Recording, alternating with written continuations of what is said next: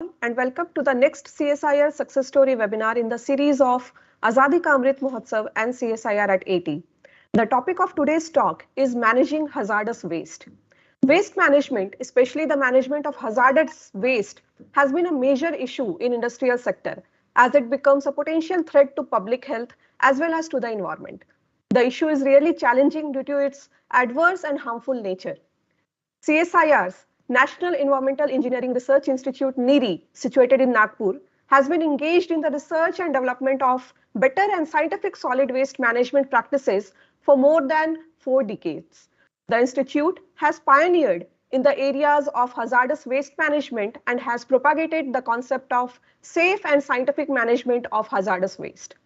So to discuss on that topic and to inform us more about the activities performed by CSIR NEERI in the areas of management of hazardous waste in India, today we are honored to have with us leaders from CSIR NEERI and the beneficiaries.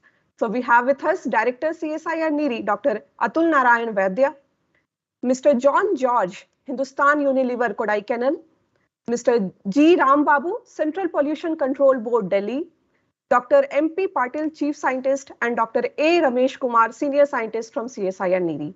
I am Dr. Shikha with you, your moderator and scientist from Science Communication and Dissemination Directorate at CSIR headquarters.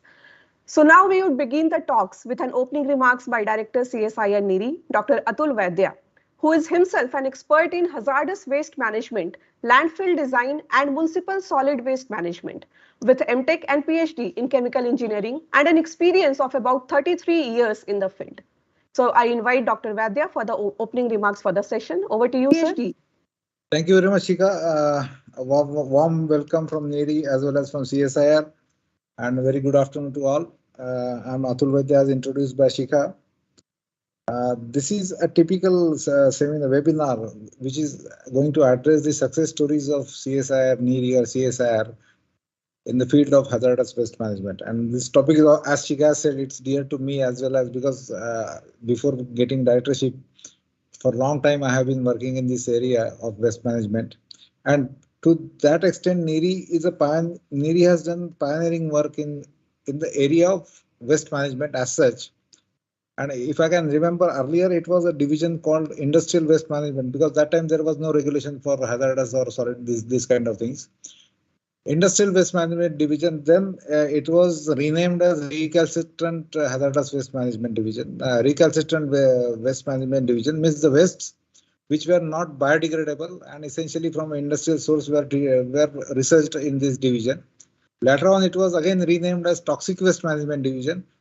And after the due regulations were in place about the hazardous waste management, especially in 2003, then we got this division renamed as, or this work area renamed as Solid and Hazardous Waste Management Division.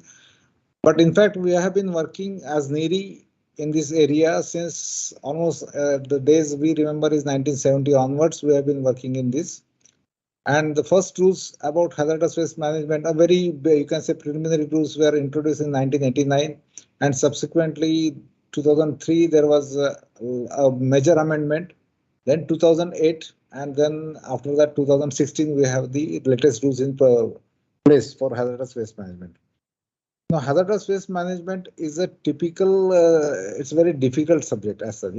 Although it appears that there can be certain few limitations if you go through the regulations, but you need a comprehensive knowledge of chemistry, civil engineering, chemical engineering, and even biotechnology to deal with hazardous waste management, because you have to select, you have to manage it properly, you have to select proper options, and then you have to take care in such a way that it doesn't get into environment again after, we can say, for a long time. So you have to have a comprehensive knowledge of all these basic subjects which are basically involved into the hazardous waste management. And fortunately, NEERI has been blessed with all expertise right from the beginning. We had good mentors and we have been doing well in this area since long. One more aspect of hazardous waste management is that once upon a time we used to call it as after the fact treatment, means once something has happened, what to do with that. So in past, when there were no regulations, so hazardous waste was actually disposed not in a very scientific way. I won't say it was disposed in a illegal manner or so. It was not very scientific because there were no regulations in that time. But now those dumpings or those issues have led to some environmental issues right now, and we have to look for the removal of these impacts from the environment. And remediation of hazardous waste contaminated site is it has become a very important area of hazardous waste management. And in coming years, we are going to face more of such problems. And then you have to deal with certain waste, which right now there was, for example, today I think we are going to discuss on one of the case studies, a typical case of Zuari Industries Limited. It was arsenic waste, and that time no one had any clue how to manage that waste. So they had just stored it. Fortunately, it was not released into environment, but it was being stored as a, you can say it has a potential hazard. And then NERI developed a technology based on basic chemistry and engineering, and then this was disposed successfully under the certification of CPCB that time. Similarly, another success story is remediation of mercury contaminated soil, which is after the fact treatment kind of thing. So all these things are very interesting. These are the two examples, but we had done many such projects and many stories we have. But I think for the limited time, I think we have selected these two stories today, and it will be very interesting to know, interesting to discuss all these things. Audience and I will say audience only, it's an online thing, so they'll be benefited, and it will showcase the success stories of NERI, and there are many more to come. So with these few words, I leave it. I once again thank you CSIR for arranging this webinar and showcasing CSIR NERI's success stories in hazardous waste management. Over to you, Shika. Thank you very much. Thank you very much, sir, for an overview of hazardous waste management in NERI and how it has evolved. So this is to all the online friends. You may post your queries or any comments related to this webinar in the chat boxes of the social media web pages. We'll be taking those questions at the end during the discussion part. So the first speaker for the webinar today is Dr. Mahendra Patil, Chief Scientist and the Head of the Chemical and Hazardous Waste Management Division, CSIR NERI. Dr. Patil has obtained his MTech and PhD in chemical engineering and has an experience of nearly 30 years working in the field specialized in hazardous waste management and remediation of hazardous waste contaminated sites. So today, Dr. Patil will provide us an overview on the contributions of CSIR NERI in hazardous waste management. So I invite Dr. Patil for his talk. Over to you, sir.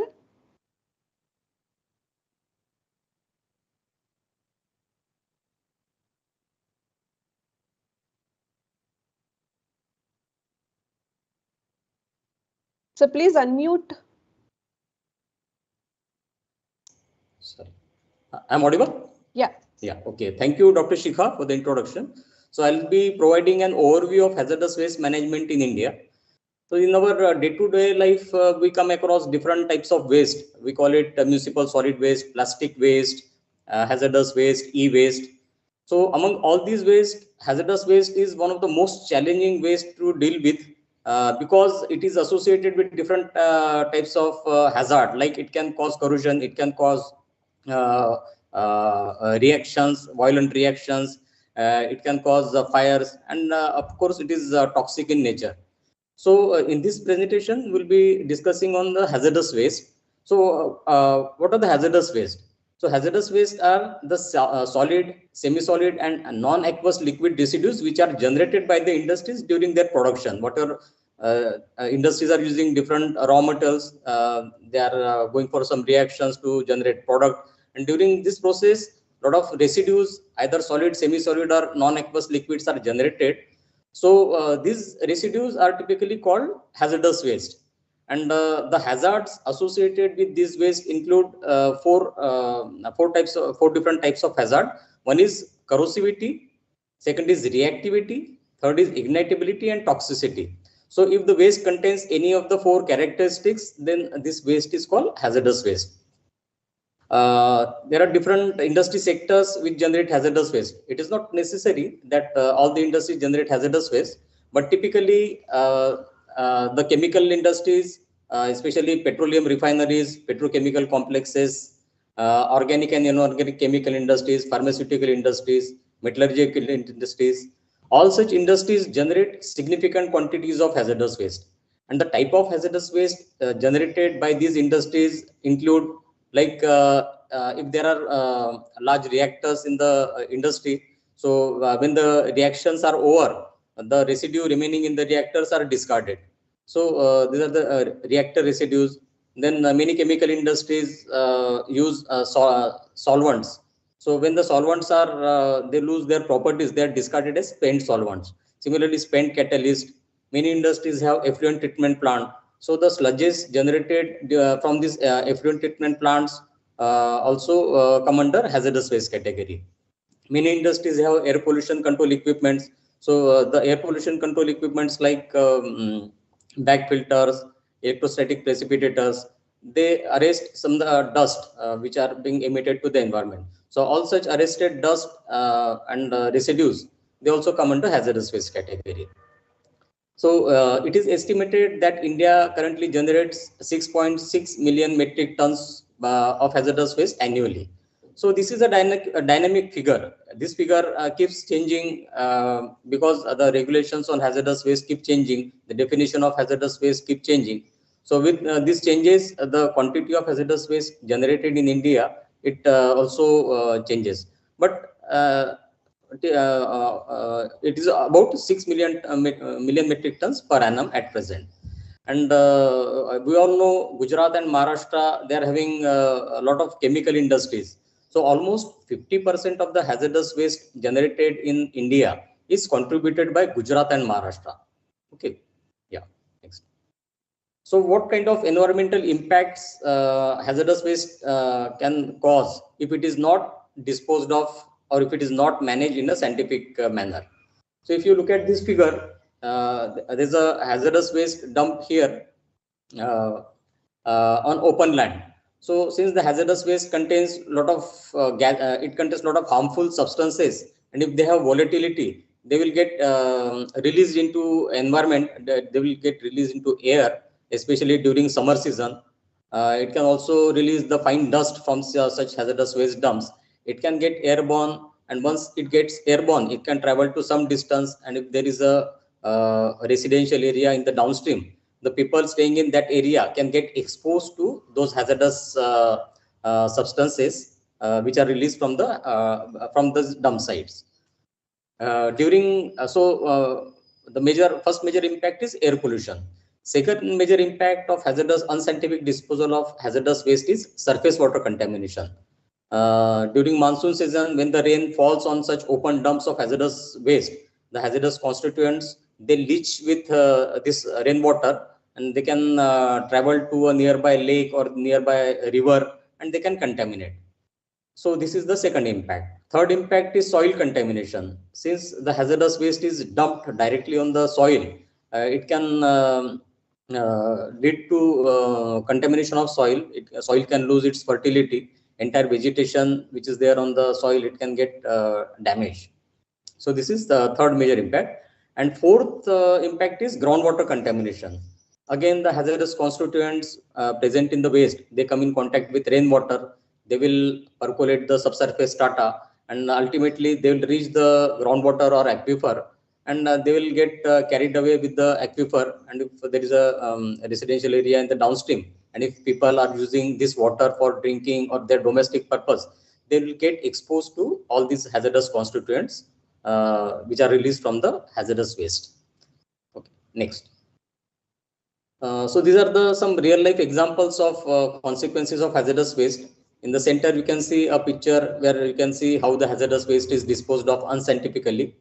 In the picture on the top, you can see there is a major fire which which caused due to unscientific storage of hazardous waste. The waste was very volatile in nature, almost containing spent solvents and other organic chemicals. So when they got a source of ignition, there was a huge fire, there was a huge explosion, resulting into severe issues of air pollution. And the entire storage shed where this waste were stored, it got damaged. On the right side, you can see a picture where you can see the water, yellow color water. This is because release of hexavalent chromium from a hazardous waste dump site.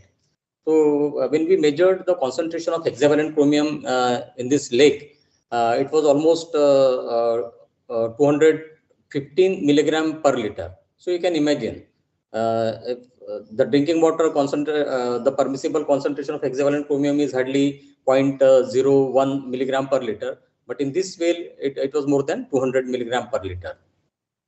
In the downside, you can see color of groundwater, which is being pumped from a hazardous waste contaminated site area. You can see the color is dark brown color. And in the right side bottom, you can see the soil. The hazardous waste was dumped on the soil, and entire vegetation got burned.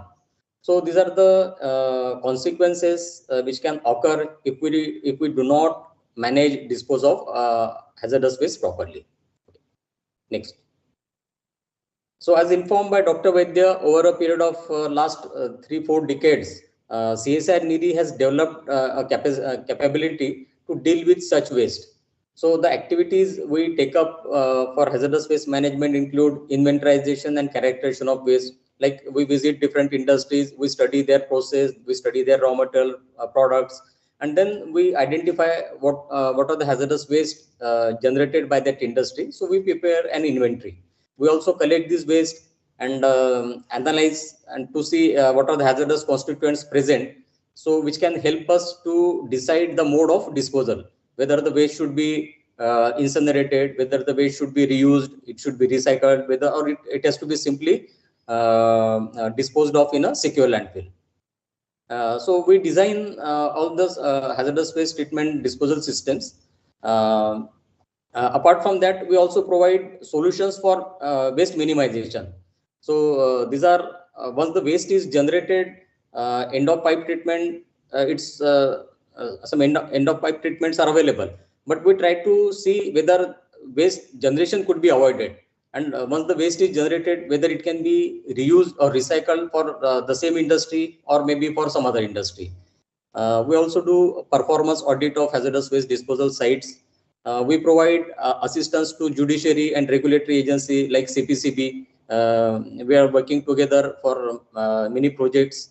We are also dealing with various international regulations associated with hazardous waste. One such regulation is Stockholm Convention on Persistent Organic Pollutants. So NIRI is a center, regional center, and we are doing a lot of work on management of persistent organic pollutants, especially DDT. We are also helping industries and regulatory agencies in capacity building, like we are conducting various training programs, and we are increasing the awareness and providing knowledge to the industries and regulatory agencies on various aspects of hazardous waste management. And one more area that will be, I think, covered by Dr. Rambabu. We are also working on assessment and remediation of hazardous waste contaminated sites.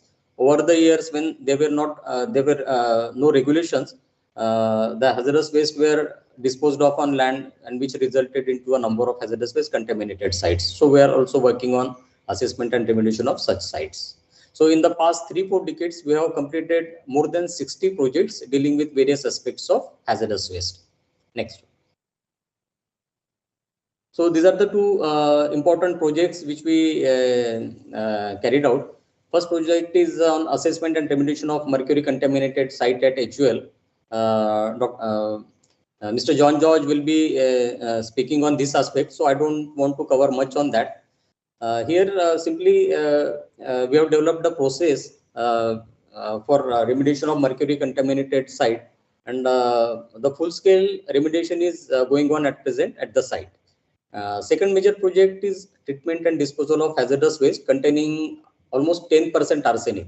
So this waste was highly hazardous in nature as it contained 10% soluble arsenic. The industry was storing this waste for almost 4 decades as they didn't have any technology available with them. So after a series of studies, we developed a technology for them, and the entire 500 metric tons of this arsenic waste, which was stored at the industry site, was successfully disposed of.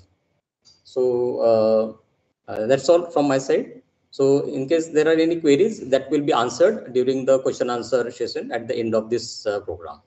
Okay. Thank you. Thank you very much for your attention. Thank you very much, sir, for your talk briefly informing us about the harmful effects of hazardous waste and also how CSIR NERI is working towards remediation process and stopping this the harmful effect of caused by the hazardous waste. So we'll now move to our speakers, stakeholders from Hindustan Unilever and Central Pollution Control Board. We shall start with Mr. John George, who is the remediation project lead manager at Hindustan Unilever Kodaikanal. Mr. George is BE in Mechanical Engineering and PG Diploma in Management and has experience in manufacturing and supply chain management, safety and environment, quality and industrial engineering and human relations. So we will have initial remarks by Mr. John now. Over to you, Mr. George. Yeah, thank you very much. Good afternoon to everybody. Hello, am I audible? Hello? Yeah, yes. Yes, you are audible. Yeah, okay, thank you very much. Yeah, good afternoon to everybody. Thank you for this opportunity given to me. I will briefly take you through the technical support guidance, what we got it from CSR NERI in my short presentation. Then we will have an open session where we will try to answer the questions, whatever you have. The unit what we have in Kodaikanal was a thermometer factory that was closed in the year 2001. Thereafter, we started doing the remedial measures. We started the remediation measures post environmental impact assessment and risk assessment studies after we closed the unit in the year 2001. We have been associated with NERI from the year 2005 onwards. So it's a long duration. From the past 17 years, we have been associated with NERI, and we are one of the beneficiaries in getting technical support from NERI.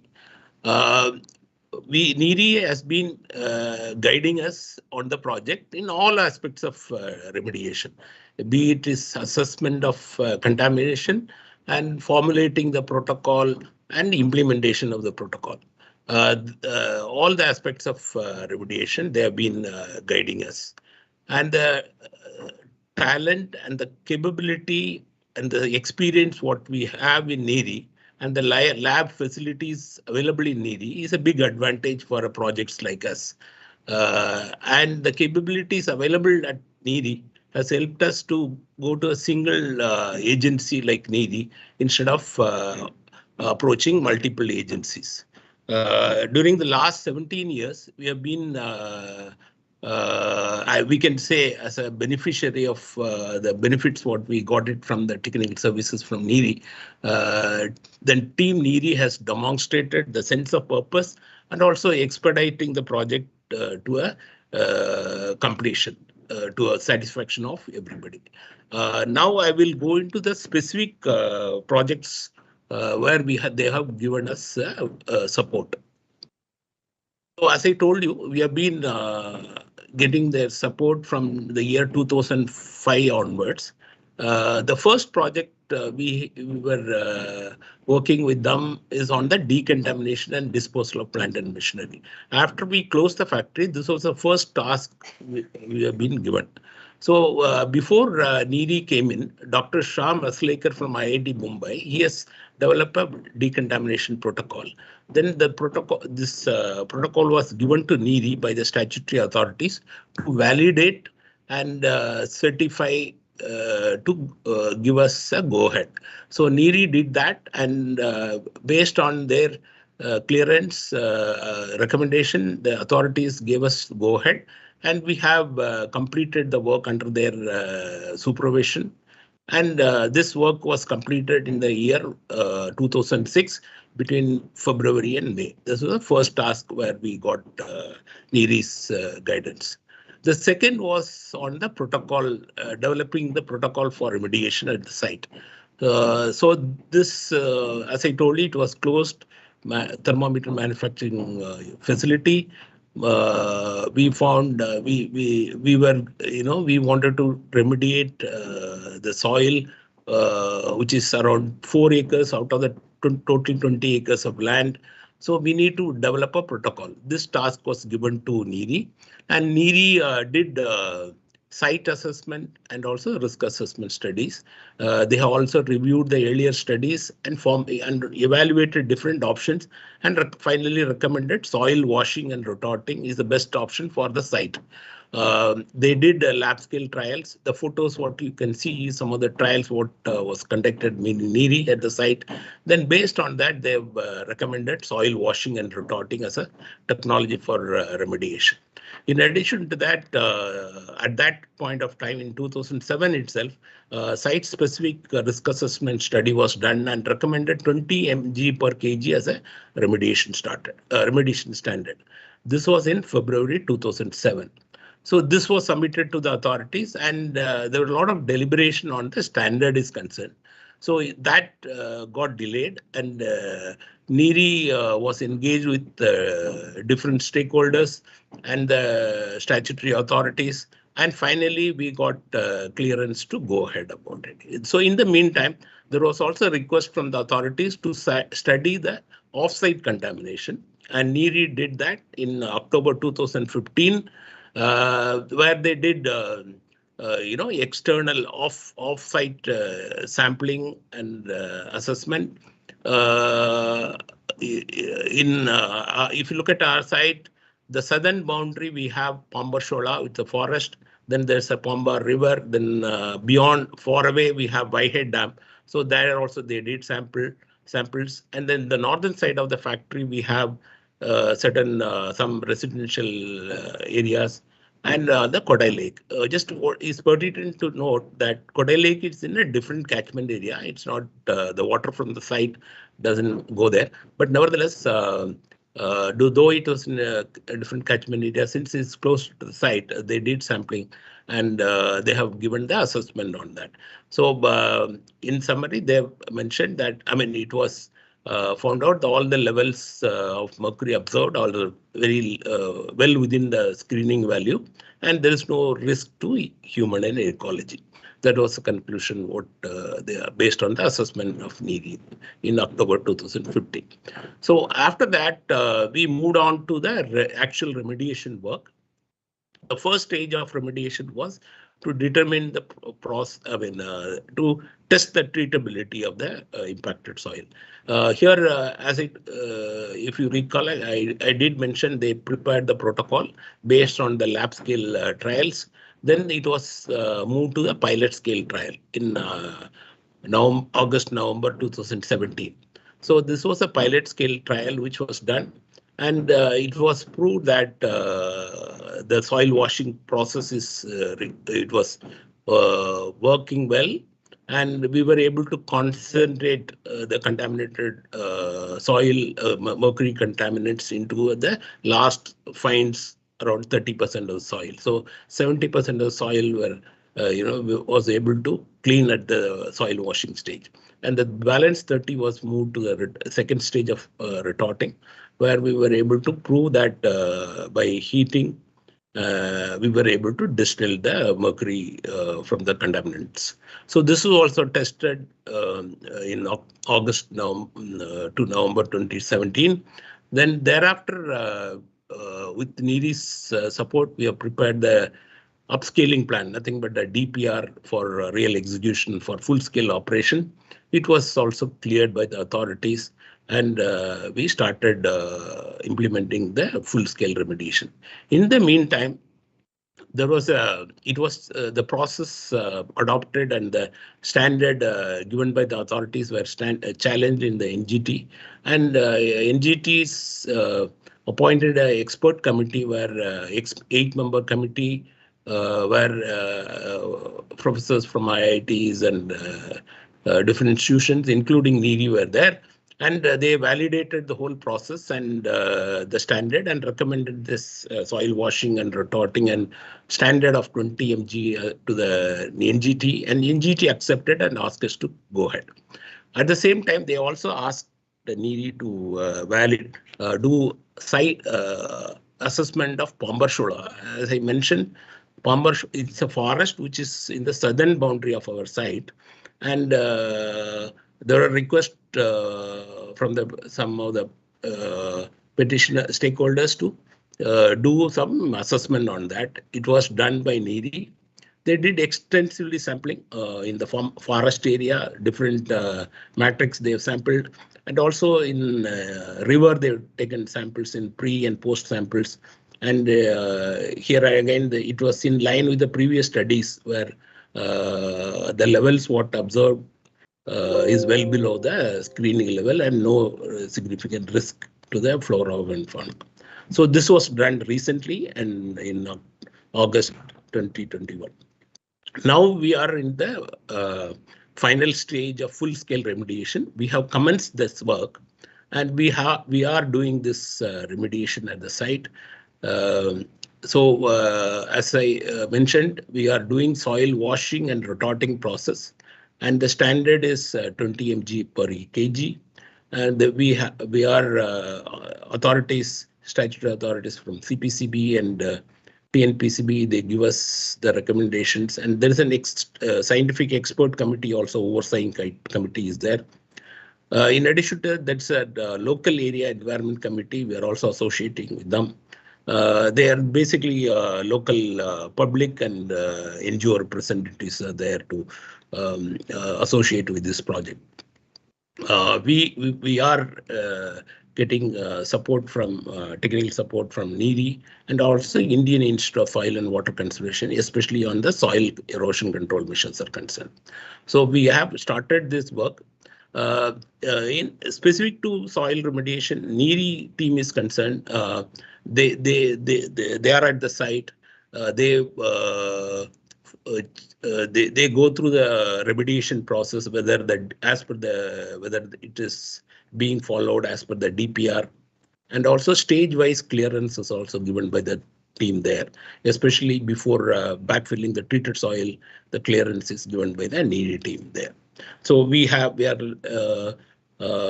NEERI senior scientists visit the site frequently, and we have 3 project associates are posted at the site full time for overseeing the entire operation. Now, as I mentioned, the full-scale operation we started from March 2021, and the work is under progress. There was some delay because despite COVID situation, but now we are full-scale work we have started.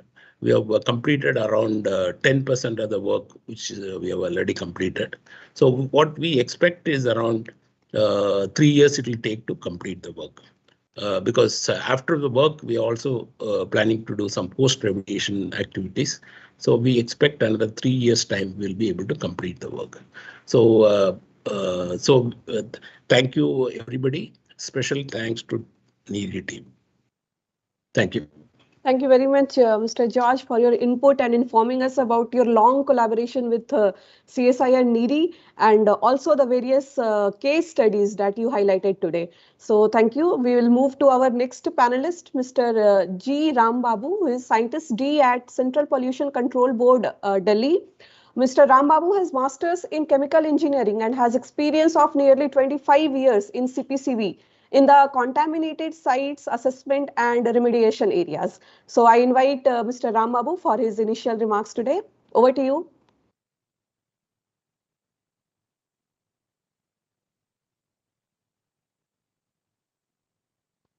Mr. Ram Babu, are we connected? He may be on mute, I think. Oh, sorry. Yes. Yeah. Thank you, Dr. Shika, for a brief introduction on me.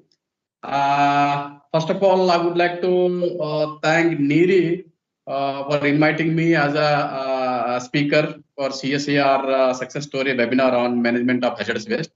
Yes, I mean contaminated sites are also the part of hazardous waste management. Before that, presenting my presentation, I would like to brief about our NEERI team, especially Dr. Vedia and Patil. Both are involved as a technical expert committee for various projects implemented by CPCB to guide as a technical angle. And since 2014, I mean, they are working with us as a part of CPCB. And whenever we visited many sites where that detailed investigation works were undergoing, and as well as where the remediation works are undergoing. What Dr. John has informed about that site, that HUL, that soil contaminated, and apart from that, Goa, there are a couple of sites are there, and Maharashtra. There, the both as well as the NERI's contribution for such type of projects is there is there is no boundary to say, or there is no words to say their contribution, especially in technical parts. And suggesting, that screening level, because we don't have any soil standards in the country. And for that, how we will have to go ahead with the site-specific target levels. For each site, it is required the levels, remediation levels. And apart from there, guiding CPCB in finalizing the remediation technologies.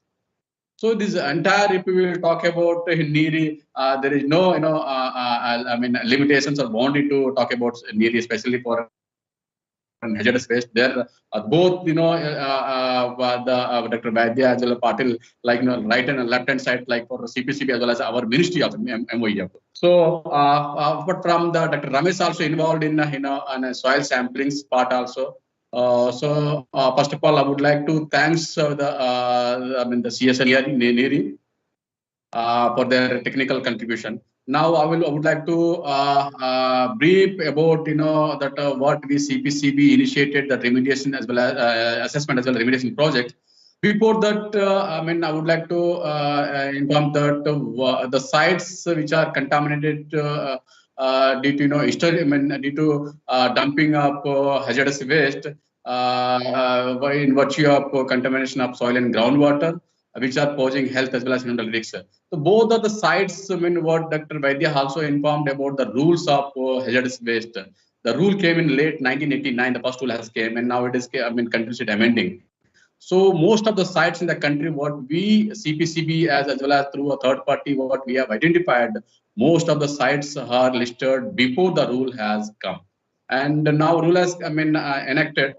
After that, only in the year 2003, the Supreme Court has constituted a Supreme Court monitoring committee.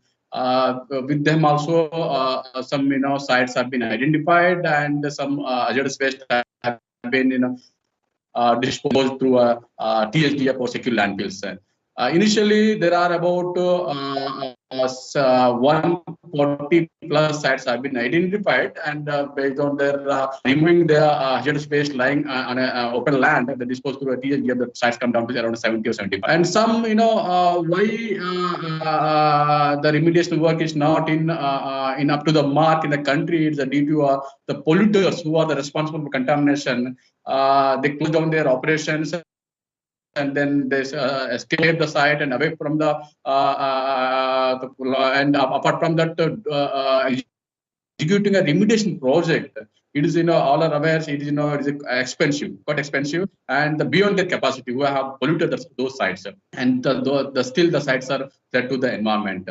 And apart from that, there is no specific rules, especially for the remediation projects, whether it is hazardous waste or whatever it may be. Now, for this, regarding this also, we have prepared a draft remediation rules that may come in very since long we are waiting. That is the same is lying within MOEF, and we are pursuing with that. Next slide, please. And I would like to brief about the status of the sites in the country. There are about 279 the sites as of now, November 2021. These 279 sites covered under in 21 states. And in that we have also categorized probable as well as contaminated sites. So yes, in a probable there are about 160 sites. What do we call probable sites? Which are sites are not scientifically proven. So sites we kept as a 160 sites as a probable contaminated sites, and 113 based on the investigation exercise done by the CPCB and state pollution control boards and other industries or other polluters. Based on the information, we got that there are about 113 sites. In that, 7 sites where assessment work is underway. DPR prepared 17 sites. These sites comes under around 8 area, and remediation works is underway around 11. And now it is required detailed investigation of DPR for about 78 sites under this 113. If I talk about assessment, DPR prepared and remediation works, and there is a significant contribution of NERI. Whether it's 17 sites DPR prepared and remediation work is ongoing and assessment work is ongoing. All the 3 sites that both Dr. Patil as well as Vedia both are involved for to guide CPCB as well as state boards in this respect. Next slide, please.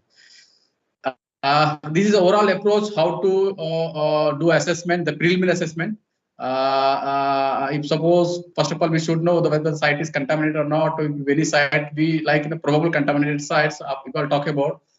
First, we should know whether the levels after the sampling, whether the levels are, because we don't have any standards in the country, and only we are referring them response levels or screening levels only. With that only we can, whether sites are contaminated or not, we can confirm. Once the site is above the screening levels, yes, we can confirm the site is contaminated. Doesn't mean the site is, we need a remediation works. And we need some remediation, detailed investigation followed by risk assessment. Risk assessment here is a challenging task because there is limited expertise in the country. And again, I would like to thank here the NERI has prepared especially for the HUL, that mercury contaminated site. And once the SSL levels are evaluated, the developed. So with that levels, what we got initial concentration, we have to confirm, we have to compare, and whether the remediation is required or not here. If suppose the levels are below the initial concentration is needed remediation. If it is above the initial concentration, it may not be required any remediation. And accordingly, will have to be the site will be delisting. Next step, please. These are the the distribution of sites in state wise. There are already informed 2 sites, total 166 proposals. We talk about Delhi and Gujarat, the number of sites are there. In Delhi, NERI is involved. They are on the job for doing preliminary as well as detailed investigation. And apart from that, like Odisha, there are number of sites are there. In that 32 sites, around 4 sites where DPR prepared, and 3 sites where remediation work is underway. That's a mercury contaminated sites. It is not similar to Kodaikanal one. It is basically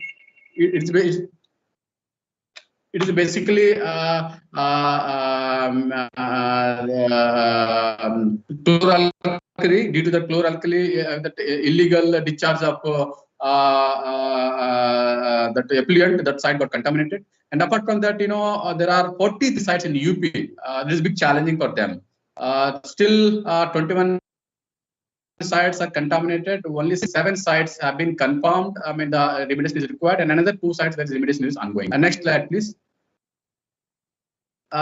These are the sites where CPCB has implemented as a working as implementing agency. This is basically Government of India project.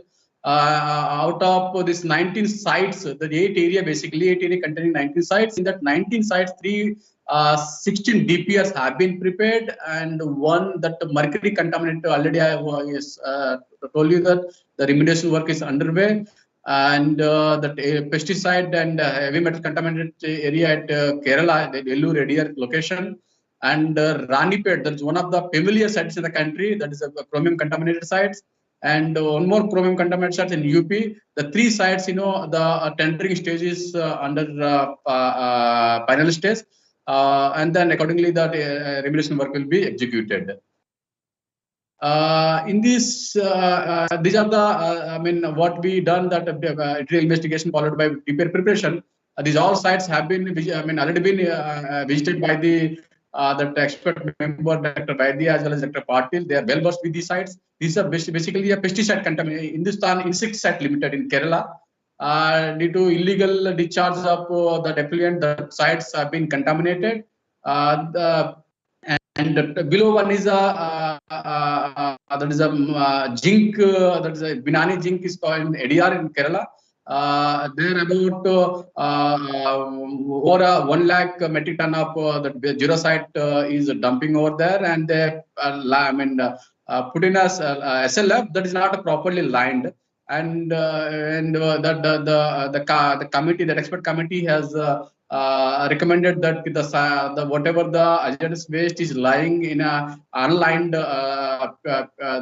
area, that should be shifted through a concrete, that concreted, that RCC be constructed cell. In that they have recommended that that hazardous waste should be shifted to over there. And there is a contamination of groundwater is there. I mean, there is a limited, not what the hazardous waste is lying over there. That are next slide, please. In that we have next slide, please. There is an area. These are the accepted remediation technologies, and for soil. The excavation and disposal through a secure land as well as TSDF the recommended, and accordingly our expert committee, the project steering committee also accepted their recommendation. And as per concern, the soil, that sediment, first we please previous slide. In case of sediment, first we that also will have to same the technology we have recommended. There first in case of sediment, there should be a dewatering first, and then excavation through a TSDF and backlink. And surface water for their suggested that pump and treat should be done there. And for this, the tendering work is underway. It may start in another couple of months or. In case of groundwater, there is a limited groundwater contamination is there because there is a quite shallow, and the committee has suggested that it should be if we install abstraction wells, and then the groundwater should be abstracted and then treated through the texture to treatment. Next slide, please. And this one ADR side, this is what I told you, that this is basically a zinc the Jurasite. The site is contaminated. There are about huge quantity of Jurasite is capped in an unlined pit. There are 3 locations. The location there is a pond where that liner has been made properly. With this, we are continuously pursuing with the state PCP as well as state government to execute the remediation work at the earliest. But now regarding this, NGT also took us in Sumoto. They are directed to do the remediation work at the earliest as the DPR prepared by CPCB. Next, this is what I had told you, that is Ganjam, that mercury contaminated sites. This due to the chloralkali. Earlier, when they have discharged their effluent. It should not call it illegally. It is untreated, and there we have suggested soil should be rather disposing through a TSDF should construct a online SLF, and then that whatever the materials have been estimated, that should be shifted through a that SLF, and followed by the groundwater remediation should be done. That is also. The pump and treat. The work is underway, and there is the construction is underway, and abstraction well. Once the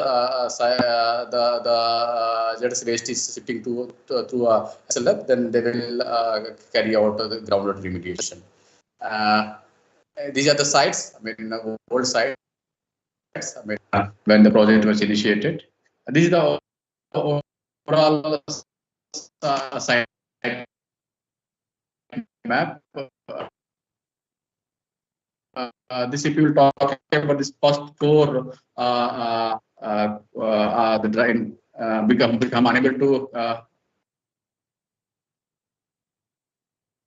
Can you go back, madam?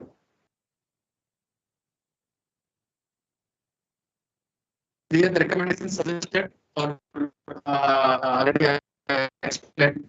Next slide. Next slide. Next.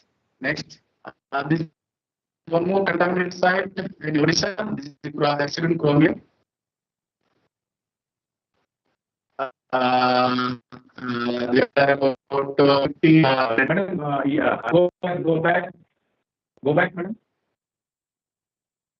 Yeah. There are about 50,000 metric ton of hazardous still lying over there.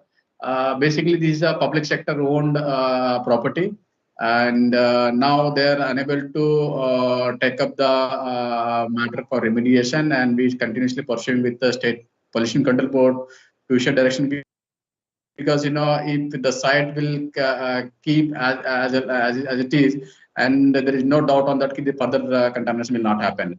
And wherever the DPR prepared, the remediation should be executed at the earliest, until again, if suppose the scenario may change, and maybe the groundwater, the extent of contamination as well as the boundary, everything may change. Yes, quantity of hazardous waste may be remain same, but even a soil estimation also may change, as well as groundwater, if we will not execute what the DPR is prepared. Next slide, madam. These are the same the pictures where each quantity of hazardous waste is lying over there. Next slide, madam. This is one of the biggest site in UP. The red color shows this is basically the area where we estimated that hazardous waste lying, that chrome bearing waste, around 2,80,000 both soil as well as hazardous waste is there, and in the 2,80,000. 60 to 70,000 hazardous waste is still lying over there. It is keep on spreading. Also, people of that locality they're using to build up their houses. So, and then government also, state government or local panchayat also use their the hazardous waste for road filling also. Then not in highway, national highway, that the local panchayat roads, or that is a gram Sadak Yojana like that. So that black is showing that is basically a road. There also like the source in Bilwara or some Garampur, the people are used there.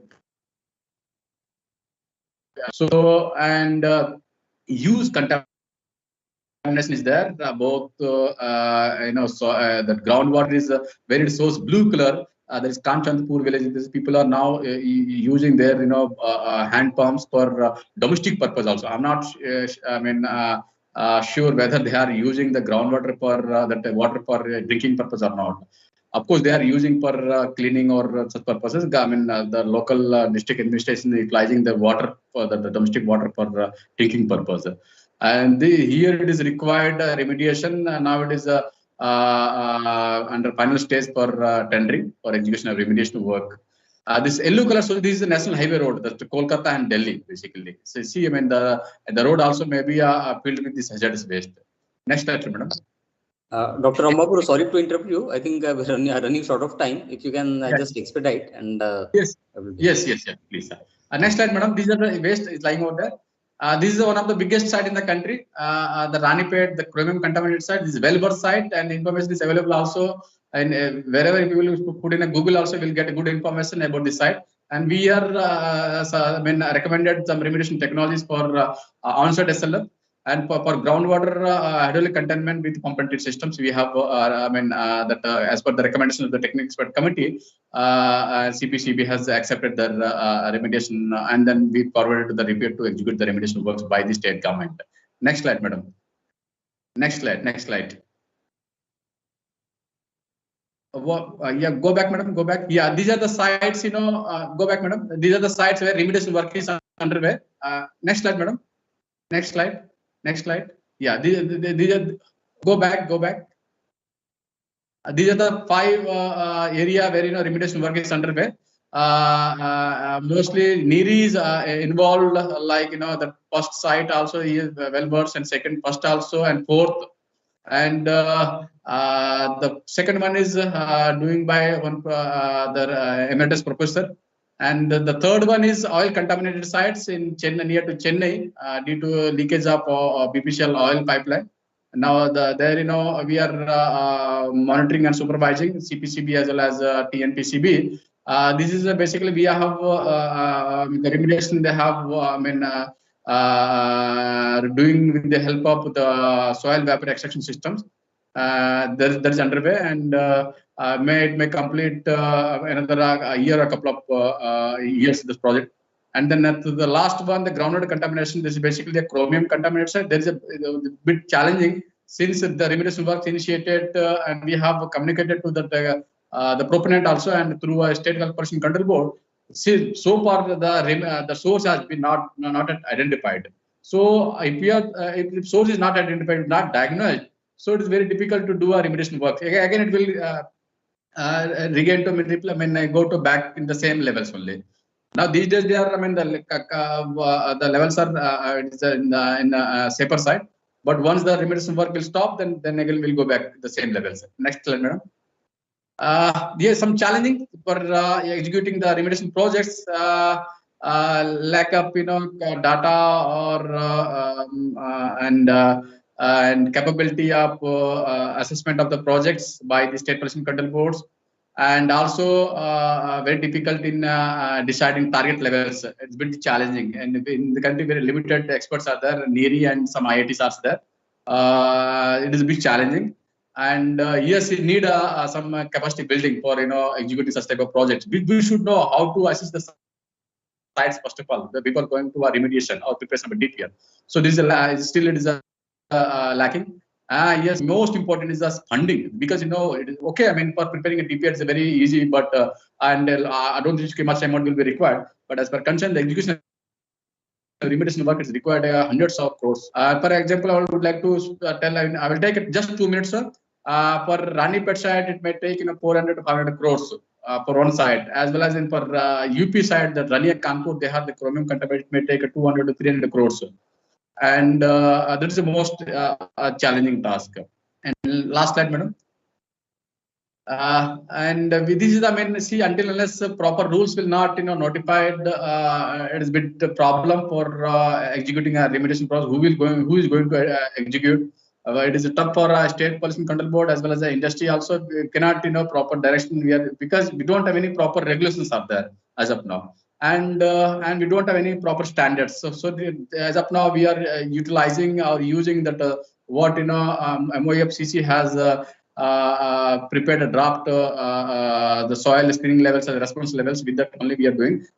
This also very soon it may notify. This also there is a huge contribution, especially for Dr. Vedia, and our former director Dr. Tapan Chakrabarti is also involved. And yes, it is needed updating that inventory and to maintain a national list. And we are CPCB developing that is a national portal when this information is available. And these days, this is a bit challenging for all state boards. Inventory, because they don't have a proper experience, or until unless if they are not expertise in this or updating as well as assessing sites also is not easy.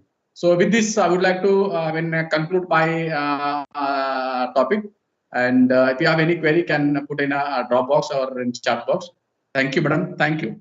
Thank you, sir. Thank you. And so now we are running short of time. I'll quickly keep this forum open for discussion among the panelists, and we'll see if we have any questions from the viewers also. We'll try to take those questions. So I am joined also with Dr. A. Ramesh Kumar, Senior Scientist, CSIR NERI, for steering the discussion. So Dr. Ramesh, can we just start with the discussion?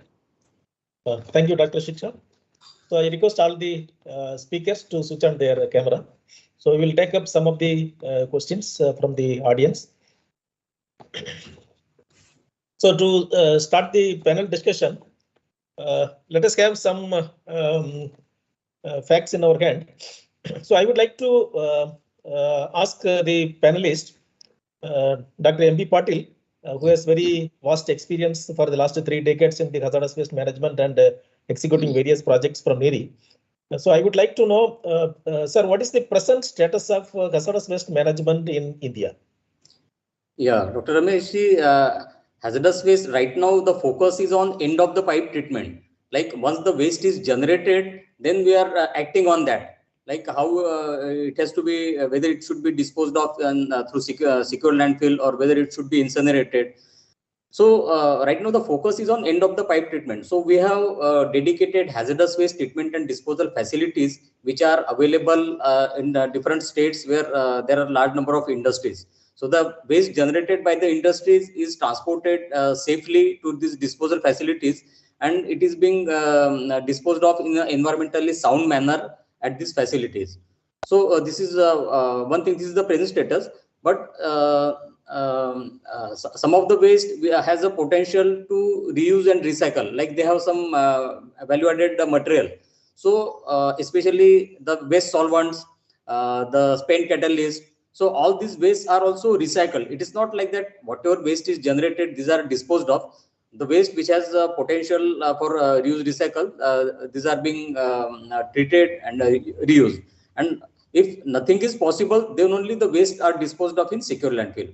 Some of the waste having high calorific value, these are sent to cement industries so that the heat content in this waste is recovered. So this is the present status. But as of now, mostly the hazardous wastes are treated and disposed of in an environmentally sound manner.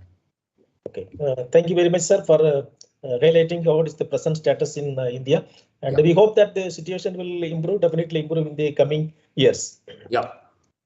We have next question to Dr. Rambabu. So in your presentation, you have very exhaustive presentation you have made on the details of contaminated sites in India, probably contaminated and confirmed contaminated sites.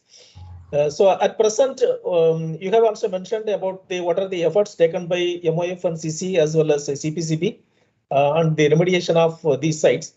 So right now, I think around 11 sites are this remediation work is ongoing. So how much time? What is the how much time frame it will take to complete all these remediation activities? Yeah, thank you for this. I mean, as per concern, the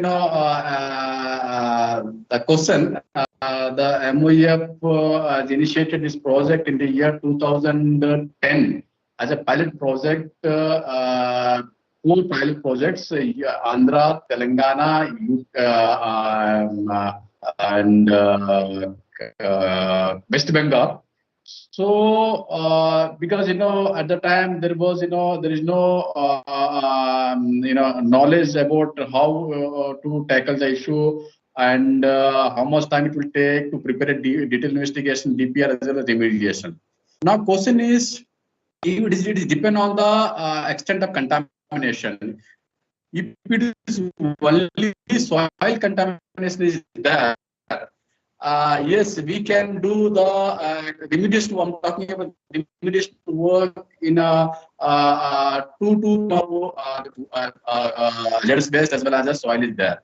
If it is quantity, it's increasing. The number of days will increasing automatically because excavation and shifting through a TSD or some chemical treatment, it will take a time based on the year. Now, once the groundwater is contaminated, once the groundwater contamination globally up to 20 years. I mean, it depends on the volume of groundwater is contaminated, how poor. So it depends on. So in this, what we prepared, there are about 7 DPRs containing 16 sites. We mentioned for soil as well as hazardous space is limited, but even in 1 year also we can complete. 2 to 3 years we have mentioned based on the extent of contamination as well as what we estimated the volume. Apart from that, groundwater also we have mentioned accordingly. It will minimum of 5 years to 20 years. If you are talking about the Ranipet, that chromium contaminated sites, there is no use groundwater spread of the contaminated because groundwater directly also affected. So remediating those groundwater, it will take a minimum of 15 to 20 years. Question is, yes, until unless if we are not executing the remediation work, we cannot. Suppose I'm saying it will take 10 years. Yeah, I'm not executed my project till after the 5 years. So it will add another 5 years. So now the big challenging is the financial support. So who will going to do that one. Now only in the country where remediation work is happening, that was a big party like HUL, that in this Unilever, BPCL and Aditya Birla, they people only doing. If you're talking about whether it's central government or state government or any small party, none of them they have initiated the remediation work. This is a bit challenging for this country. Patil sir, if I am wrong, please add some points in this.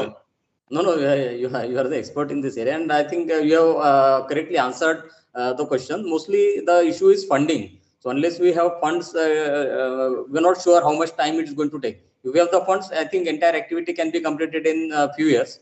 So everything depends on the funds, as the cost of remediation is exorbitant. Okay, thank you, Dr. Rambabu.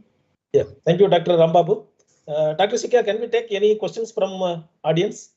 Yeah. So like there is one question. After this recovery of this contaminated materials like mercury as for thermometer closed site of HUL, what happens to this recovered mercury? So Mr. John, if you can respond. Yeah. How are these disposed of? Yeah, thank you very much.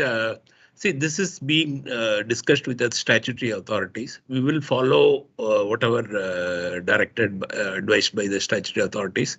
The proposal, one of the proposal being discussed is these mercury. We expect around 200 kilogram of mercury when we complete the entire 200 plus minus.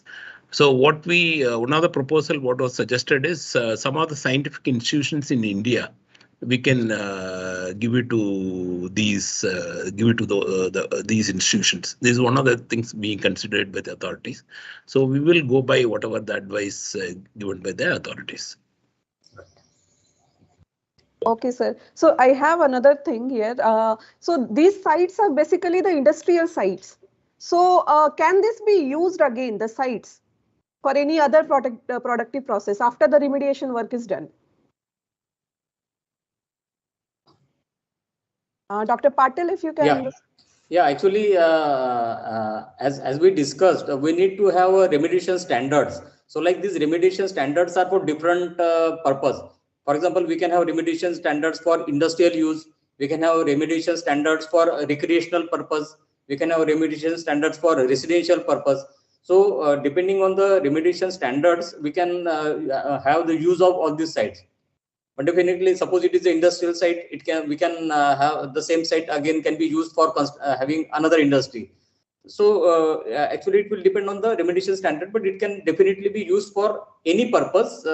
Only thing we will need to meet those standards. So basically, it's like it has to meet the standards, which is basically required for that particular purpose. Right.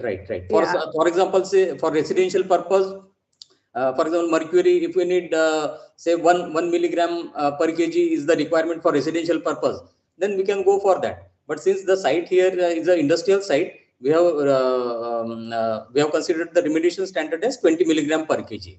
So depending on the standards, we can use the site for any purpose. Okay, thank you. I think Mr. Rambabu wants to say something here. Please go ahead. Yes, madam. What Dr. Patil has said is absolutely correct. Here, initially, we will have to be, identify the site based on whether it's agricultural, residential, commercial, or industrial, whether the site is contaminated or not. If it is an industrial site, whether there I cannot, if suppose there is other than other, I cannot apply that residential value. Sir, your voice is in residential location, but we need suppose talking about the market. Yeah, now it's okay, madam.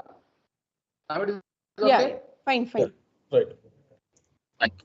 See, if we as per concern the mercury contaminated site, there is for agriculture, there is a standard level of 6.6 mg per kg. And as per concern the commercial as well as industrial, it is about 30 or 25 mg per kg are there levels. That is basically standard, not standard. This is screening levels, but confirming the site is contaminated or not. Apart from that, what Dr. Patil has said that will have to be developed the screening that site-specific target level. That's called as remediation levels.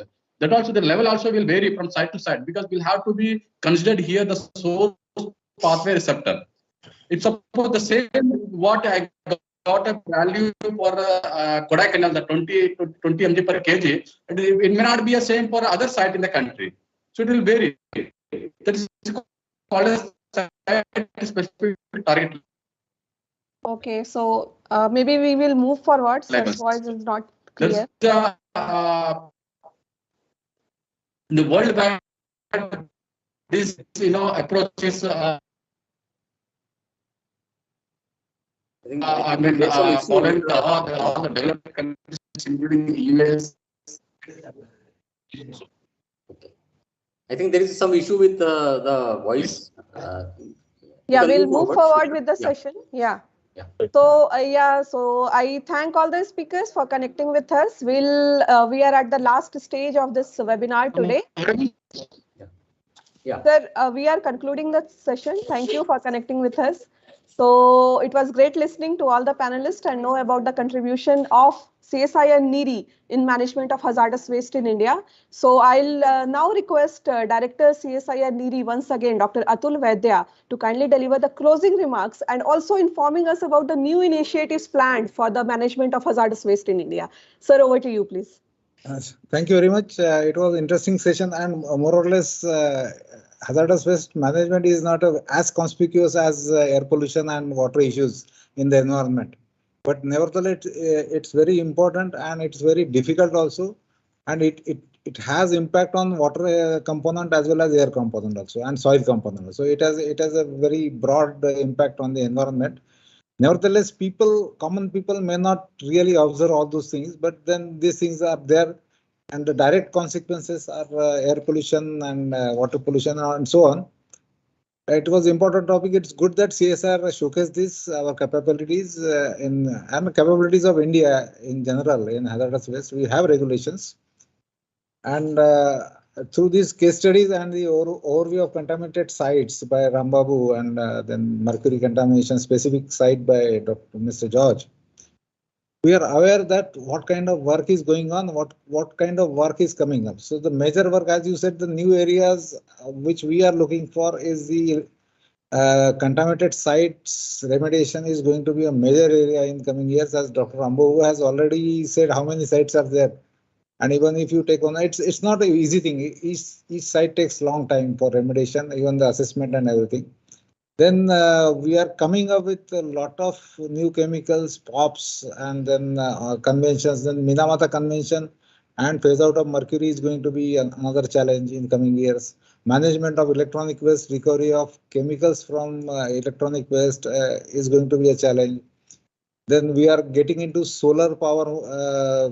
And big way we are getting into solar power, but then we are likely to get a lot of obsolete solar panels, and it will be constituted as a waste again. So there are a number of new areas apart from the routine hazardous waste things are coming up, and NEERI is geared up to take all these challenges. And CPCB and all industries are also geared up, and fortunately we have good coordination between the regulatory agencies and industries as far as this management is concerned. And we hope to do better for India in coming years. So thank you very much. I thank you all panelists and all speakers on behalf of CSR NEERI as well. Shika has already thanked them CSR. And it was a good experience. It's a continuing experience to work in the field for the betterment of environment. Thank you very much. Thank you from my side. Thank you. Thank you very much, sir. Thank you. And this is for the audience. We have a blog post on the topic on our CSIR website. So if you want to know more about the technology, you can just go through the blog post. So I now request Dr. Ramesh Kumar to kindly present the vote of thanks for today's webinar. Over to you, please. Thank you. Good afternoon to one and all. So on behalf of the organizing team, CSIR, it's my pleasure and privilege to propose vote of thanks on this occasion. So firstly, I thank Dr. Shekhar Mande, Director General CSIR, for his guidance in organizing this webinar. I thank Dr. A.N. Vaidya, Director CSIR NEERI, for his opening remarks about this webinar, and also for sharing his vast experience in the field of hazardous waste management. Thank you very much, sir, for taking your time and being with us to grace this occasion. I thank Dr. M.B. Patil, another stalwart in the field of hazardous waste management from CSIR NEERI. Currently, he is the Chief Scientist and Head of Hazardous Waste Management Division, who has successfully carried out various projects related to hazardous waste management. Thank you very much, sir, for being with us and enlightening us with your knowledge. My heart fills with a lot of gratitude and respect for our esteemed speakers, Engineer Ram Babu, Scientist D in Central Pollution Control Board, New Delhi, and Dr. Jar John, who is the Remediation Lead Manager, Hindustan Unilever Limited at Kodaikanal. Both of them who not only spared their valuable time to grace this occasion, but also they have enlightened us with their vast experience and various knowledge in different fields. I also thank the entire whole science communication and dissemination team of Directorate of CSIR, especially Dr. Shika, Dr. G. Magesh, Dr. Deepak, Dr. Purnima Patil for coordinating this webinar and making it a very grand success. Last but not least, I thank all the participants for their time for making this event a grand success. I once again thank one and all. Thank you very much.